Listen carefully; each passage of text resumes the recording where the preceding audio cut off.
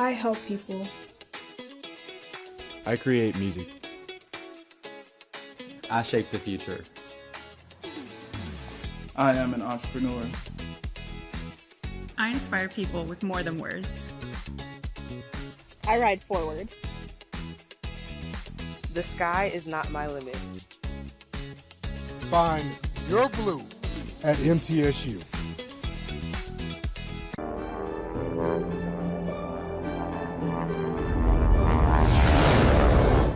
Standing by.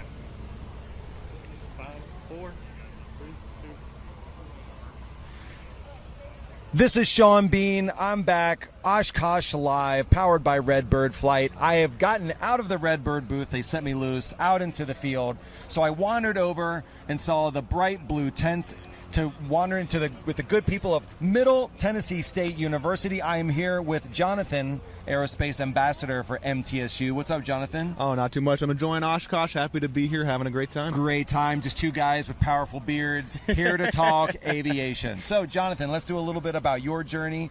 Tell us a little bit how you got the bug and your education and growth through MTSU. Yeah, so I was 16, 17 years old. Was really interested in getting interested into aviation, airplanes, and all of that. And I was gifted a discovery flight, so kind of introductory to flying a small airplane like the DA-40 standing behind us here. So we took off from that moment. I knew that was kind of caught that aviation bug that so many other people around Oshkosh here have. And I lived in Murfreesboro pretty much my entire life, and having a school like this in my backyard after catching this bug kind of seemed like a perfect fit to attend this great university. Yeah. So tell us where you are in your journey as far as education. Have you moved on beyond that? Where are you at now in life? So I'm going into my junior year in the professional pilot program. So we do offer 7 concentrations, but that's our most popular and the one I'm flying in. So I passed my instrument rating check ride about a month and a half ago. Oh, congrats. So, thank you. And I'll start my commercial certificate hopefully this fall. I start training for that. Okay. Well, we have... Yeah, as you know, I think if anyone wants to know why there's a golf cart shortage in America, it's because they are all here. And I think I have found the coolest golf cart of all of them, Jonathan, which is obviously right behind us. Right here. behind us. You can't believe. Wait till you see this golf cart. Show us what we're looking at here, Jonathan. So this is our Diamond DA-40 Diamond Star. This is our primary single-engine trainer for our professional pilot students. It is a single engine, like I said, mostly composite airframe structure, which makes it really light, and with the engine in it, also pretty fast. So we want to go around to the other side. Yeah, let's go around. We can check out a couple of things that make this aircraft so special. No, I'm a relatively sizable dude. Is this really am I too large to fly this craft? No, absolutely not. I'd say we're about the same height. I'm about 6'2", 6'3". I fit very comfortably in this. I know the canopy looks like it can be a little bit low, but I've never experienced any issues with it here. So at what point in your education are you, as a student, or going to experience this? Like, where does this come into your education? It can the flying portion of the professional pilot degree can take roots as early as your freshman year. Second semester is when our incoming freshmen will start working on either their private or instrument certificate, depending on a couple of caveats right there. Okay. So you'll start that flying portion then, and then hopefully every semester you'll complete a certificate that you're working on, and then move on to the next one the following semester. Okay. There. Well, let's take a quick look. We actually have a young aviator to be here. Also, love the seat covers. My father-in-law drove a Nissan Z, and he had seat covers like this. He was the man. So anyway, very nice seat covers, very soft. So what we're not get a look. We'll maybe get a chance to look inside here, but can you tell us what's happening inside the cockpit here? Yeah, we can get a little bit closer here. Some of the things that make this aircraft so special and so easy to fly. Well, I guess situational awareness to fly is that it uses what's called the glass cockpit. Now, these screens that the camera is hopefully looking at right now is where they will read the instruments. So the 3 up top there are what is called round dial, steam gauge, sometimes analog instruments is what they're referred to as. Yeah. And a lot of primary single engine or trainer aircraft in general, or older aircraft in general, will fly primarily with these instruments and just those instruments. So what the MTSU and a lot of more modern aircraft are switching over to is the glass cockpit is what they're called. Now, this is the G1000 from Garmin. They have a tent over there. And this will consolidate all the same information that these instruments up here are reading, and much, much more, and make it much easier to read, easier to scan, increase your situational awareness, and give you more information than a typical round dial instrument would. And what would you say, how many check bags, how many carry-ons with this? With this, it has a useful load of about 600 pounds, so if your student instructor are weighing about 300, you could put about 300 pounds in the back-ish. So I've flown with... I have a friend who's an former offensive lineman from Oklahoma State, so I could just go with him, right? Probably just the two of you, maybe, depending on how how much baggage you're bringing. Thank you for letting us interrupt your lesson there. Thank you. Sorry to interrupt. Much appreciated. Thank you, Jonathan. Maybe you want to take a look from the front. Yeah. Super cool view here down the prop. Beautiful profile. Very cool. Now, is this something particularly that the school settled on? Like, are there variations to this craft as far as like when it comes to learning? Like, is this? Yes. So there are a few variations of the Diamond DA40, lots of different add-ons you can do, and I'm not an expert, but to my knowledge, the MTSU is going all out and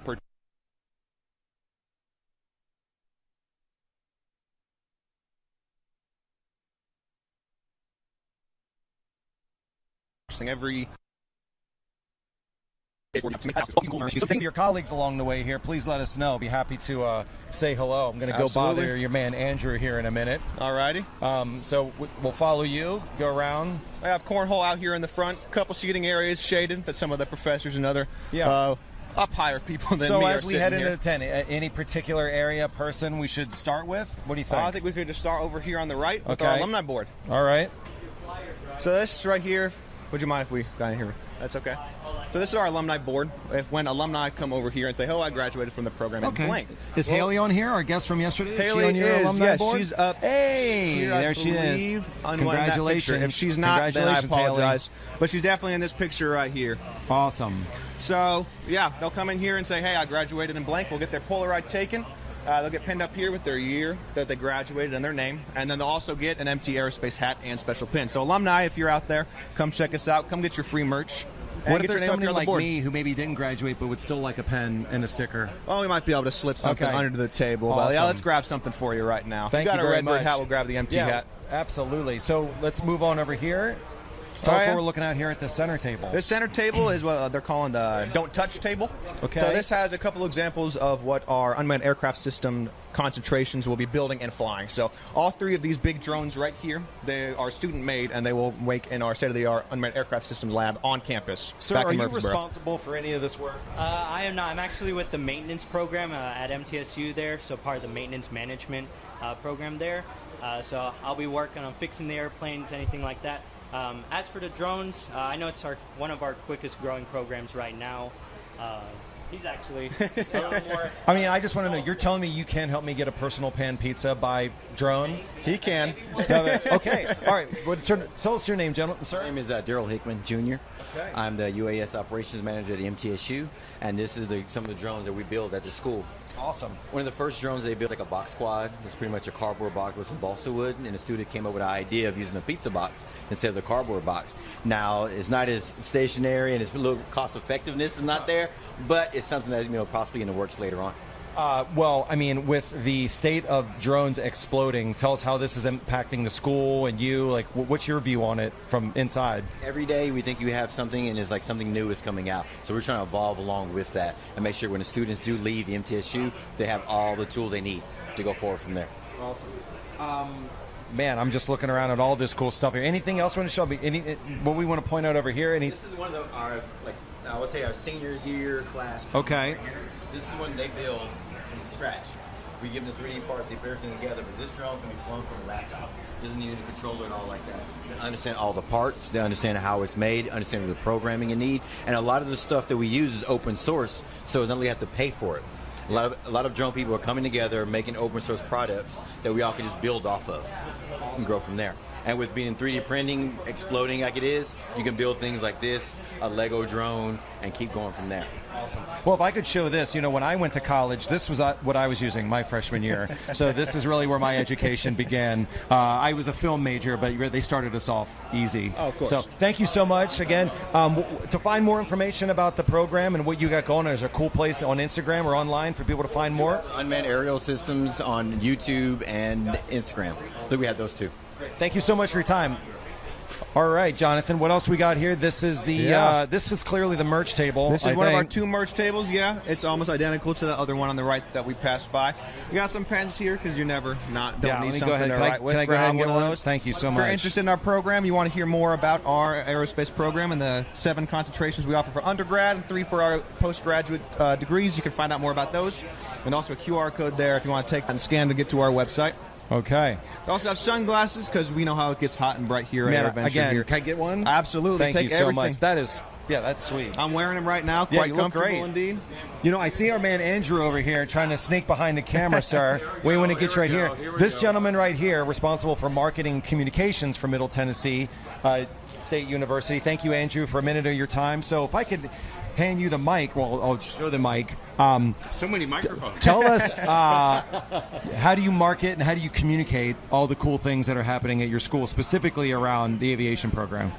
Well, I mean, obviously you come to great events like EAA, and working with you guys to help get our message out has really been important. We have so many of our alums come to EAA and other major aviation events, so big-time programs go to big-time events, and we really want to represent and connect with our alums and also prospective employers, too, you know. Jonathan, maybe a question for both of you. We were talking yesterday to your provost, and just beyond the aviation, just the vibe of the school, the student body. I'm also a big Blue Raider fan now. I don't know if I told you I'm kind of taking over that. Go Blue. Tell us a little bit about maybe Jonathan, you first, and then Andrew, the vibe of the school, what the community is like there at MTSU. Oh, yeah. I love the community at MTSU. I'm meeting all kinds of great people there. We have events on campus. We have concerts every spring. There are lots of student organizations to get involved in and meet the other students that I'm in classes with, and getting to know them on a personal level has just been fantastic. And, I mean, you can't get much better than flying airplanes with people that you love talking to. Yeah. So. Andrew, your thoughts on school? Well, you know, pull my string. I'll talk to you all day about Middle Tennessee State University. It is the type of school that makes a difference in the trajectory of people's lives. We are named perfectly. We're in the middle of Tennessee, and a state university. We have a large in-state enrollment, but we've got signature programs like Aerospace, where we attract from all across the country. And because we are competitively one of the top 5 flight schools, public flight schools in the United States attached to a university. So that gives us volume. We've got a big fleet of training aircraft. Y'all talked about that. Yeah. And all that fun things. But it's really that student experience that Jonathan's talking about. Comprehensive university, 21,000 enrollment or so, but it doesn't feel that large. Yeah. Yeah, we break it down. Flying Magazine is headquartered in Chattanooga, so maybe we could have a field trip, come over, you know, when school's back in session, see what's happening. Yeah, that'd be very cool. Well, Andrew Oppmann, Marketing and Communications for Middle Tennessee State University. Thanks so much for taking a minute. Jonathan, let's take one other walk back here. How are we doing on time? Is everything good here? We're still rolling? Okay, we're going to keep on moving. Hey, Jonathan, now that we've got a clear run at the aircraft, maybe we can get another quick look at it. I think so. Maybe you can give me the VIP here. Go over through here. You can take a seat in it. All right. A little bit of a tight space. Everyone suck in. Awesome.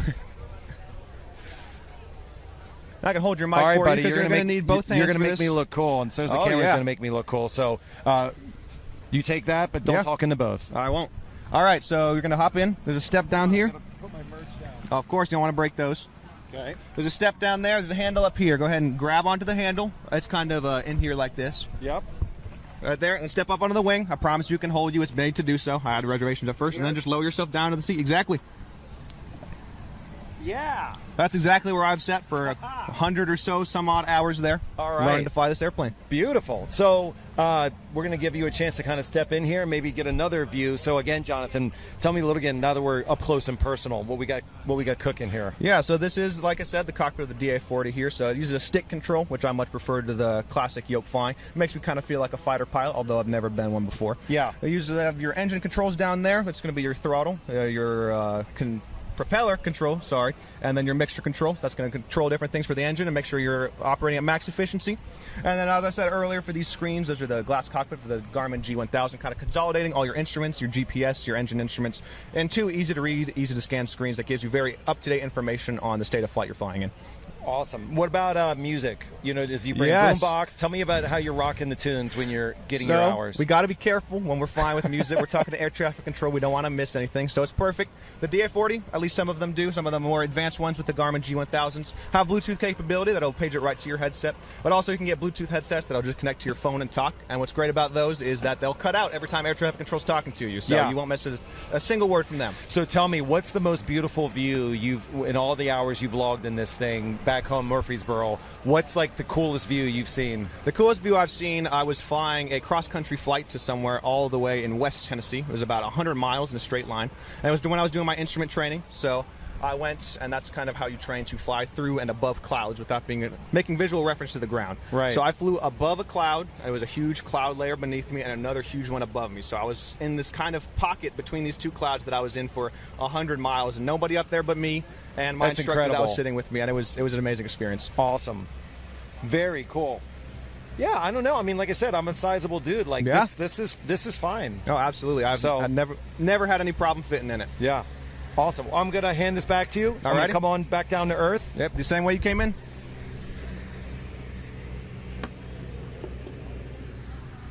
Look, like a real pro. Absolutely. You're basically a pilot now. That's badass. Thank you so much. You're welcome. Yeah, we are here with Jonathan, our aerospace ambassador for MTSU. Thank you so much for the tour, for the free merch, for the introductions, for a walkthrough of this incredible plane.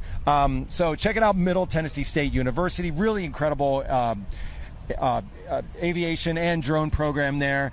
Congratulations on your continued journey, Jonathan. Thanks for taking time for us here today. Absolutely.